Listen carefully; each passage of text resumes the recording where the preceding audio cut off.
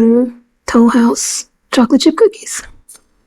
Already browned the butter. This bowl, it calls for 3/4 cup white sugar, 3/4 cups brown sugar. But I did a cup of brown sugar and 3/4 cups of white sugar because you get a chewier cookie if you do more brown sugar than white sugar. Here I have 2 cups of milk chocolate morsels, not semi-sweet. And then I broke up 6 Hershey bars. I'm not using nuts, so I have 2 1/4 cups regular sugar, general all-purpose flour, 1 teaspoon of baking soda, and 1 teaspoon of salt, and I've already whisked it, and I'll whisk it again before I add it. I have my 2 eggs in there, and we're going to be adding some pure vanilla. It says, what does it say? 2.5 teaspoons, maybe 3. I'm going to do 3 when I get to that point. And it does say teaspoons, but I'm going to add 2 tablespoons. So to begin, it says to brown cream your sugars and the butter. So I'm going to turn you so you can see. Brown 2 sticks of butter. And it's got a little bit of brown in here. So I'm going to pour it out. It's kind of hard to see. I'll give you a close up so I get it out.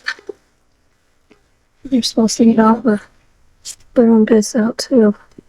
Now, I set it for 10 minutes, but I got to burn all this. So I let it go, I don't know, another minute or 2, and then finally I just turned it off and checked it. Because you don't put anything else in there, no water or anything. Only thing in there is the 1 cup of butter.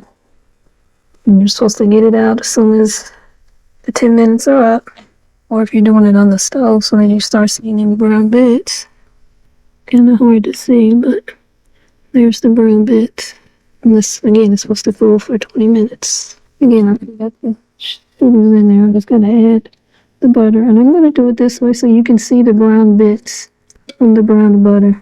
And they say to add all that in there. So we're going to add it. And after I browned it in the Instant Pot, I did let it sit for at least 20 minutes. And actually, it's been sitting about 30 minutes.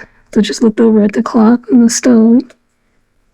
And the reason you do that is you don't want the hot butter and the eggs to mix because that'll more than likely cook your eggs and you don't want that to happen. So, cream this.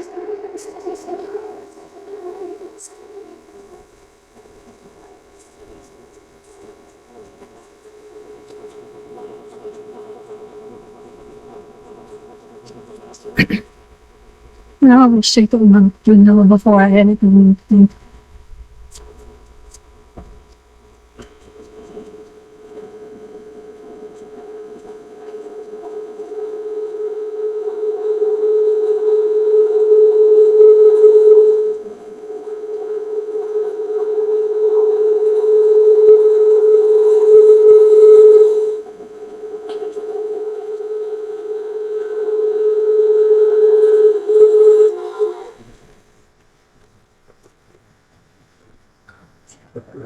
Stir down and make sure everything's thick.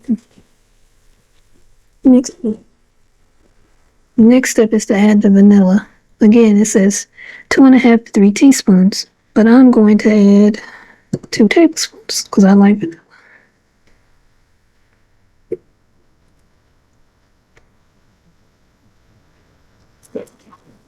And it's questionable because you never can get everything out of the measuring spoon.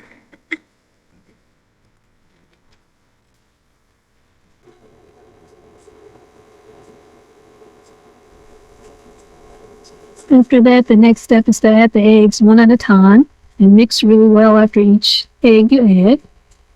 And it says it will look like a frothy, creamy white color.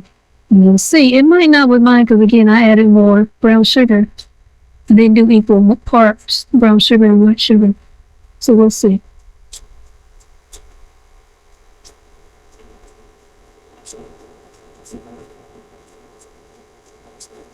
And you add one of the eggs.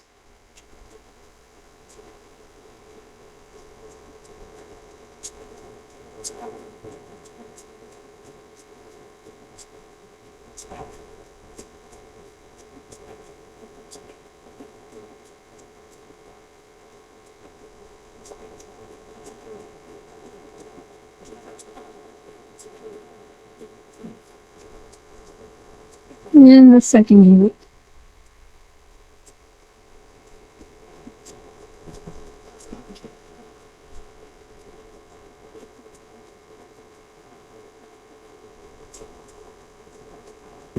And I will post the recipe down below.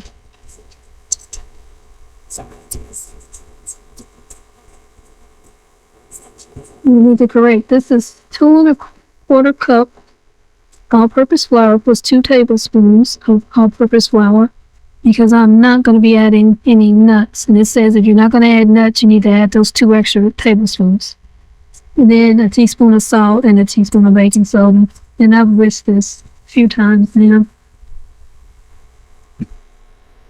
And mine is frothy, but it's brown, and that's because I added the additional brown sugar. And it says to slowly add the flour mixture to combine. And you do want to do it slowly, because with the KitchenAid, when you add the dry ingredients, it tends to, while it's mixing, tends to flash all the powder back up out and all over the floor, the counter. It just makes a mess. So you definitely do want to do this slowly.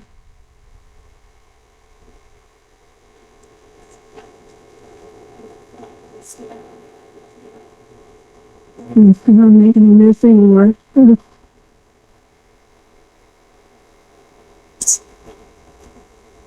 Look at that. Good grief.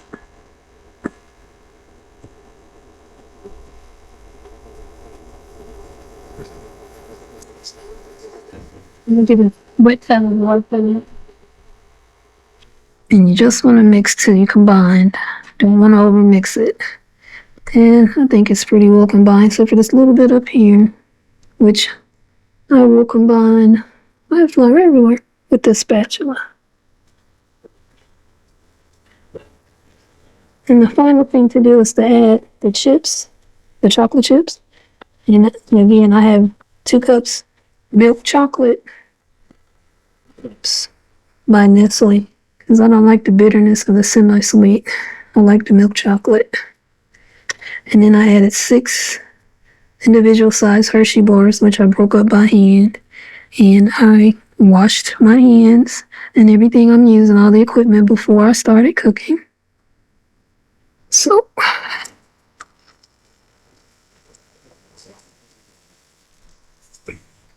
you don't need to mix this long, just need to get it combined into the batter.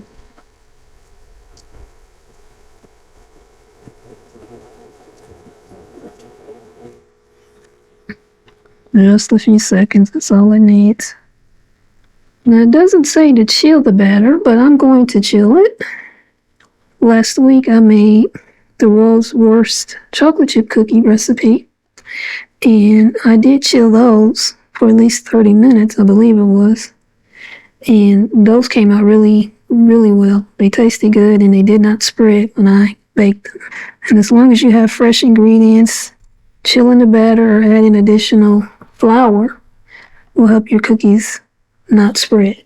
So again, this recipe doesn't say to chill the batter, but I'm going to. I can compare the 2 recipes, because I'm going to tell you, the world's worst chocolate chip cookie was amazing. You want to unplug this. You want to work around with it being plugged in. Better safe than sorry. What I'm going to do is get some saran wrap, cover this, and then chill it in the refrigerator for at least 30 minutes. And when I get ready to bake them, I'll be back. Okay, we're back. The dough has chilled for a little over 30 minutes, about 35 minutes. The timing I was oven saying it's preheated to 375. I have my cookie sheets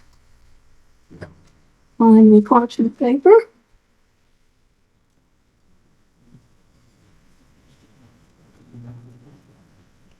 I'm using the big scoop. I like big cookies.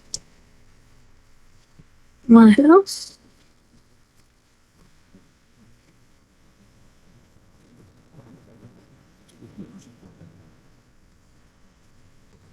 So I'm hoping that chilling in the fridge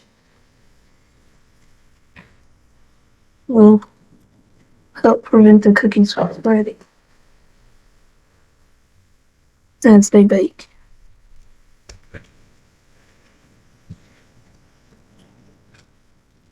And again, these ice cream scoops are magnificent. We're making cookies into muffins. I got a set of these from Amazon, and this is the biggest size. They came in a set. There were 3 different sizes.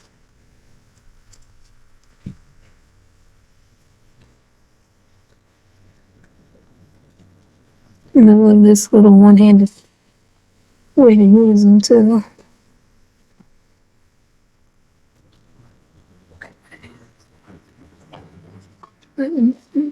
Part of it. And I already washed my hands. And I just used the Great Value Walmart brand non-stick parchment paper. It works just fine. And it says to bake them for 10 minutes. They will look a little underdone, but they will be getting golden on the edges. So we're going to set the timer for 10 minutes and see what they look like.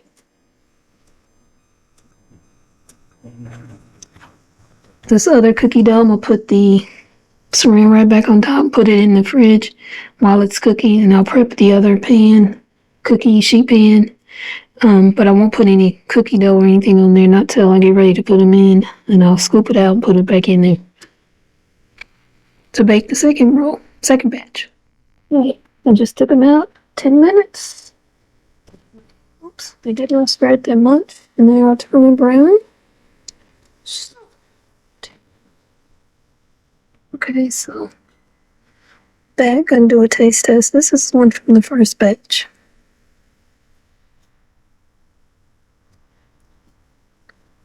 Oops.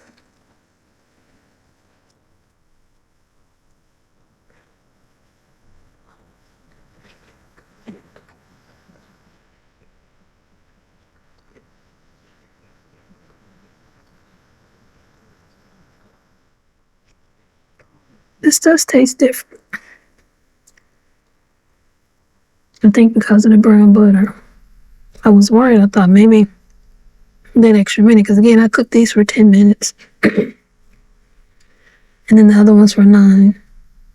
I thought maybe they were burnt a little, but they're not. But it does have a different taste.